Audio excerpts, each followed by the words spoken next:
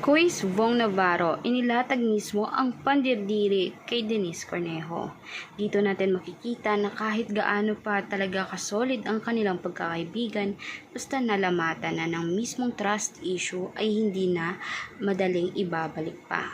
Ngayon, sa prangka lang, gusto ng kampo ni Denise Cornejo at Cedric Lee na mag-public apology na lang kay Bong Navarro para naman umano ay makalaya na sila dahil yung edad nila ay habang tumatagal mas lalong tumataas. Ngayon si Denise 34 years old na, naman itong si Cedric Lee syempre si 50 na, kaya matanda na, kaya mas lalo nilang pinaikli ang kanilang kasiyahan dito sa buong mundo.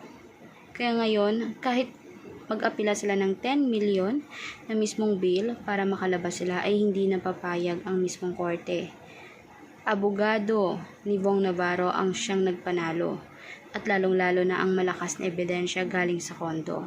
Hindi naman pala kondo ni Denise yun, kondo ng kaibigan niya yun. So ang purpose doon ay talagang iset up si Bong. Dahil kung sa kanya yun, tapos bumisita lang si Bong, baka nakalusot ata siya. Pero hindi pala. Yun na nga, ang pagsisinungaling ay sa bandang huli ay matutukiban din. Malalaman at aalingasaw din yan.